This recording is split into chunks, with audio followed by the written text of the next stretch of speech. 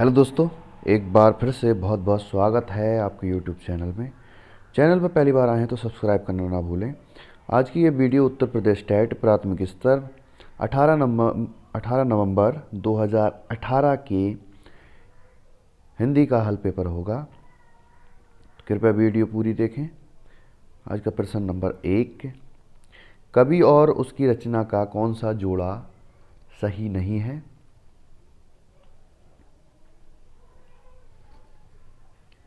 सही उत्तर होगा option number 4, Uddhav शतक भारतेंदु हरिश्चंद्र। ये जोड़ा सही नहीं है। उद्धव शतक जगन्नाथ दास रत्नाकर की रचना है, ना कि भारतेंदु हरिश्चंद्र की। अन्य कवि अपनी रचनाओं के साथ सुमेलित हैं।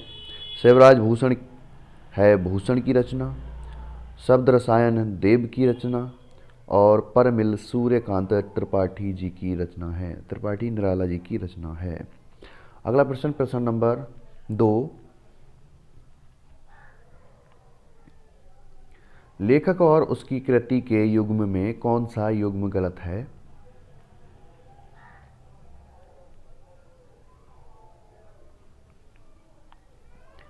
सही उत्तर होगा ऑप्शन नंबर 4, दर्शन दिग्दर्शन रामचंद्र शुक्ल। दर्शन दिग्दर्शन राहुल सांकृत्यायन की दर्शन विवेचना से संबंधित पुस्तक है। अन्य युग्म संबंधित लेखकों के साथ सुमेलित हैं। बोलगा से गंगा तक राहुल सांकृत्यायन, सूरज का सातवां घोड़ा धर्मवीर भारती और आर्यों का आदि देश डॉक्टर संपूर्णानंद। ये सब सही हैं, ये गलत है। तो इसका सही उत्तर होगा ऑप्शन नंबर 4, दर्शन दिग्दर्शन रामचंद्र शुक्ल।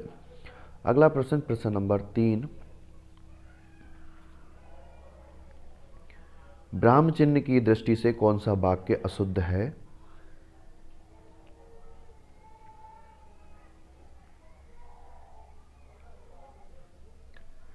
सही उत्तर होगा ऑप्शन नंबर 3, हाँ मेरा यही विचार है। वाक्य सी में ऑप्शन नंबर 3 में हाँ के बाद अल्प विराम चिन्ह लगना चाहिए यहाँ पर।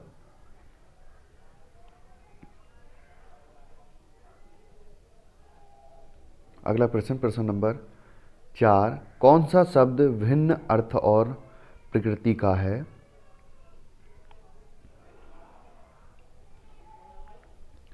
सही उत्तर होगा ऑप्शन नंबर 4, आधुनातन। आधुनातन शब्द का अर्थ आज तक का घटित काल, जबकि अन्य तीनों शब्दों के अर्थ लंबे समय से चले आ रहे सतत कालखंड से है। तो इसका सही उत्तर होगा ऑप्शन नंबर 4, आधुनातन। अगला प्रश्न, प्रश्न नंबर 5, अर्वाचीन शब्द का विलोम होगा।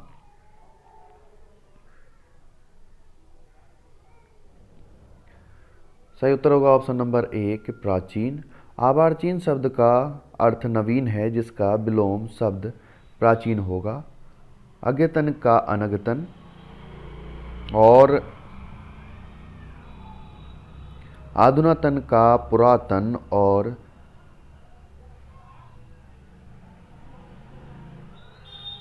तो इसका सही उत्तर होगा ऑप्शन नंबर 1, प्राचीन।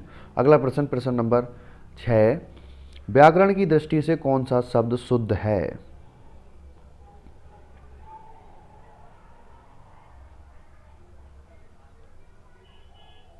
यहाँ शुद्ध की जगह अशुद्ध आएगा। व्याकरण की दृष्टि से कौन सा शब्द अशुद्ध है?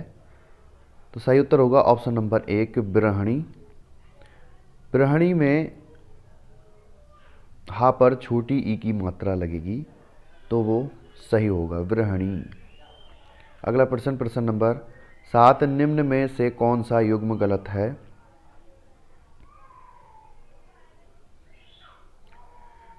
सही उत्तर होगा ऑप्शन नंबर 2, सब्ज बाग दिखलाना हरा भरा करना। सब्ज बाग दिखलाना का सही अर्थ है लालच देकर बहकाना, ना कि हरा भरा करना। तो इसका सही उत्तर होगा ऑप्शन नंबर 2। अगला प्रश्न, प्रश्न नंबर 8, मेरी भव बाधा हरो राधा नागर सोई, जातन की झाई परे श्याम हरित दुति होई।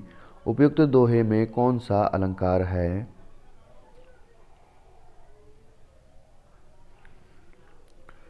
सही उत्तर होगा ऑप्शन नंबर 3 और 4 दोनों। बिहारी का ये दोहा श्लेष और रूपक अलंकार का सर्वश्रेष्ठ उदाहरण है। श्लेष अलंकार के अंतर्गत शब्द का एक ही अर्थ होता है जो दो या दो से अधिक पक्षों में लागू होता है तथा उनके पर्यायवाची शब्दों में प्रयुक्त होने पर भी ये अर्थ परिवर्तित रहता है। तो इसका सही उत्तर होगा ऑप्शन नंबर 3 और 4। अगला प्रश्न, प्रश्न नंबर 9, गौशाला में कौन सा समास है?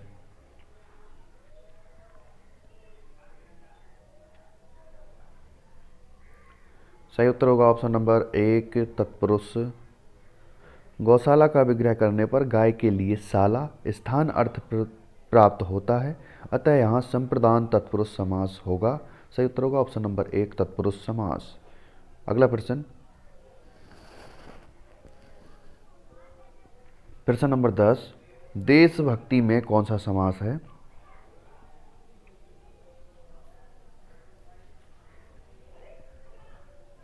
सही उत्तर होगा ऑप्शन नंबर 3 तत्पुरुष। देशभक्ति का विग्रह करने पर देश की भक्ति अर्थ प्राप्त होता है, अतः यहाँ संबंध तत्पुरुष समास का प्रयोग हुआ है। सही उत्तर होगा ऑप्शन नंबर 3 तत्पुरुष समास। अगला प्रश्न, प्रश्न नंबर 11, प्रागैतिहासिक में किस उपसर्ग का प्रयोग है?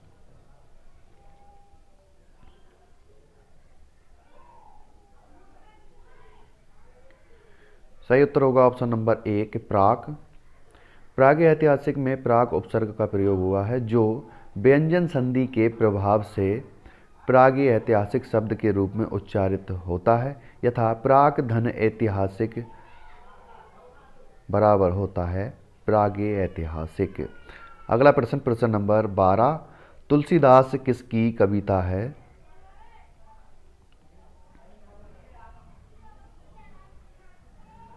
सही उत्तर होगा ऑप्शन नंबर 4 सूर्यकांत त्रिपाठी निराला।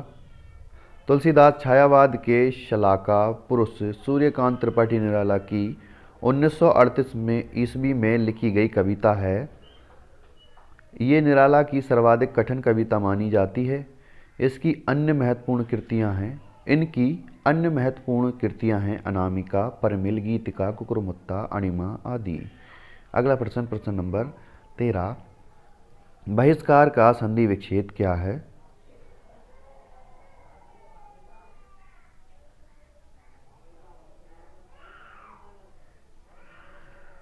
सही उत्तर होगा ऑप्शन नंबर 3 वहीधनकार। इसका सही उत्तर होगा ऑप्शन नंबर 3। ये विसर्ग संधि के नियम अनुसार है। यदि विसर्ग संधि के पहले इकार या उकार आए तो विसर्ग के बाद का वर्ण का, खा, पाफा हो तो वर्ग का शा हो जाता है। सही उत्तर होगा ऑप्शन नंबर 3 वहीधनकार। अगला प्रश्न, प्रश्न नंबर 14, वैदेही वनवास किसकी रचना है?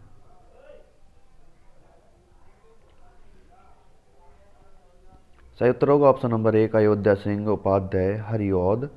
अयोध्या सिंह उपाध्याय हरिऔध कृत वैदेही वनवास राम द्वारा सीता के निर्वासन की कथा का मर्मांतक वर्णन करता एक प्रबंधन काव्य है जिसकी रचना 1941 में की गई। हरिऔध द्विवेदी युग के प्रमुख कवि हैं। इनकी रचनाएं प्रिय प्रवास, कवि सम्राट, वैदेही वनवास, परिजात, रस कलश, चूमते चौपदे, चौके चौपदे, टेढ़े हिंदी के ठाट आदि हैं। तो सही उत्तर होगा ऑप्शन नंबर 1 हरिऔध जी।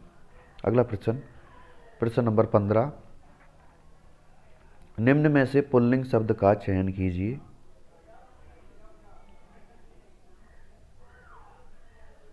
सही उत्तर होगा ऑप्शन नंबर 1 पहिया। दिए गए शब्दों में पहिया शब्द पुल्लिंग के रूप में वाक्य संरचना में क्रिया के साथ संयोजित होता है, यथा समय का पहिया तो सदैव घूमता ही रहता है। तो इसका सही उत्तर होगा ऑप्शन नंबर 1 पहिया। अगला प्रश्न, प्रश्न नंबर 16, संप्रेषण कला क्या नहीं है?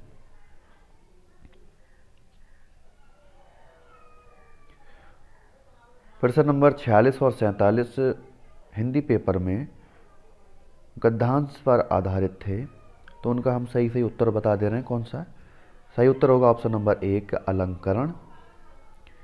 अगला प्रश्न, प्रश्न नंबर 17, ये भी गद्यांश पर आधारित प्रश्न है। संप्रेषण कला का विकास किससे होता है? सही उत्तर होगा ऑप्शन नंबर 1, अभ्यास। अगला प्रश्न, प्रश्न नंबर 18, निम्न में संयुक्त व्यंजन कौन सा नहीं है?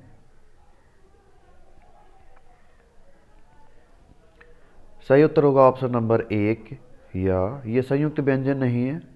छा, त्रा, ज्ञा ये तीनों संयुक्त व्यंजन के उदाहरण हैं, लेकिन ये संयुक्त व्यंजन नहीं है। सही उत्तर होगा ऑप्शन नंबर 1। अगला प्रश्न, प्रश्न नंबर 19, मृत्युंजय पद में कौन सा समास है?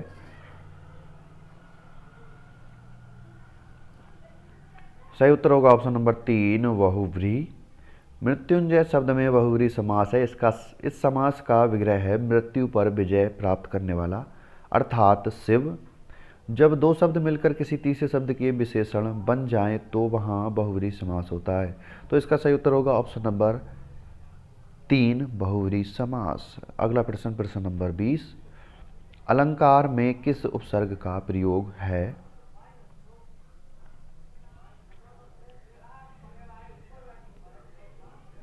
सही उत्तर होगा ऑप्शन नंबर 4, अलम।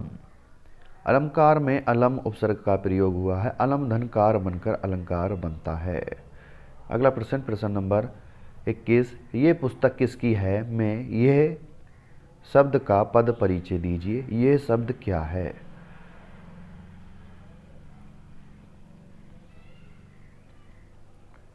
सही उत्तर होगा ऑप्शन नंबर 1, सार्वनामिक विशेषण, पुस्तक विशेष से एक वचन स्त्रीलिंग। अगला प्रश्न, प्रश्न नंबर 22, विश्लेषण शब्द का विलोम होगा।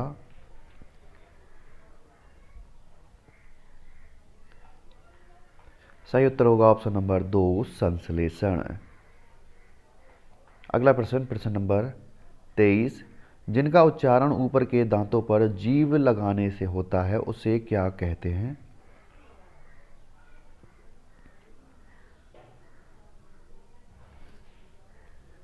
सही उत्तर होगा ऑप्शन नंबर 2, दंत्य।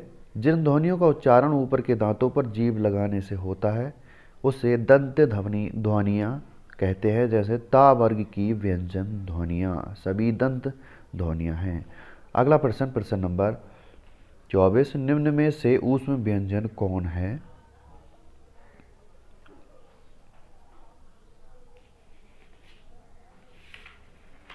तो इसका सही उत्तर होगा ऑप्शन नंबर 1, शा, सा, सा।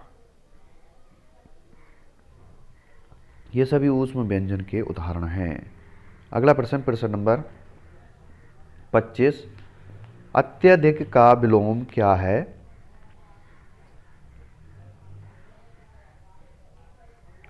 सही उत्तर होगा ऑप्शन नंबर 1, अत्यधिक का अर्थ होता है अधिक मात्रा से भी ज्यादा, जिसका सटीक विलोम अत्यल्प होगा, अर्थात जितना कम हो सके। तो अत्यल्प का अर्थ होता है जितना कम हो सके। तो ऑप्शन नंबर 1 इसका सही उत्तर होगा। अगला प्रश्न, प्रश्न नंबर 26, ऋत का विलोम क्या है? तो ऋत का विलोम अनृत, ऑप्शन नंबर 1।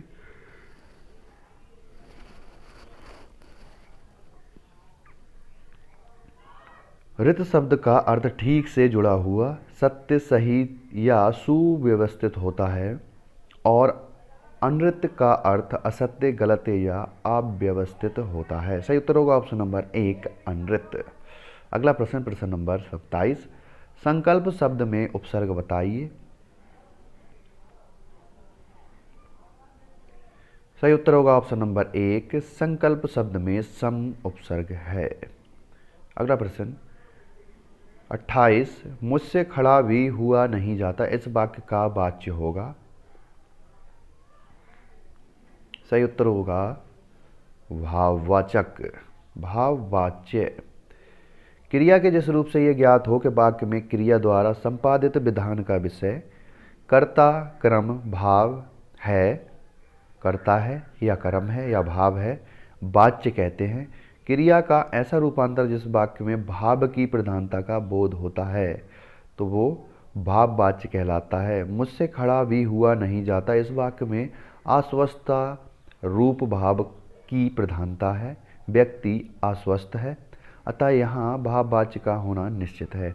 सही उत्तर होगा ऑप्शन नंबर 1 भाववाच्य।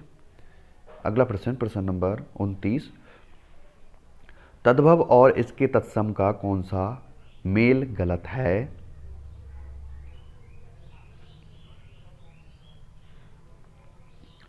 सही उत्तर होगा ऑप्शन नंबर 3 लुनाई लवण्यता।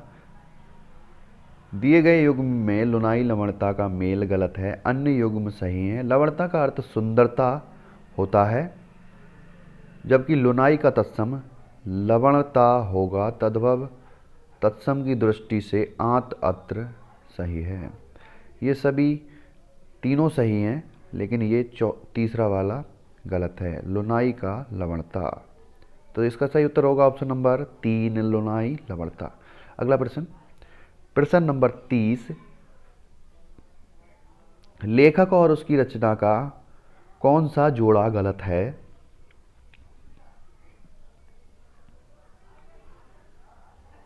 सही उत्तर होगा ऑप्शन नंबर 3 स्कंदगुप्त लक्ष्मी नारायण।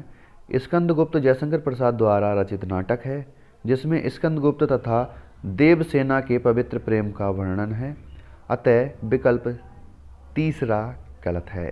इसका सही उत्तर होगा option number 3 Skandagupta Lakshmi Narayan Mishra. Thanks for watching and subscribe my channel.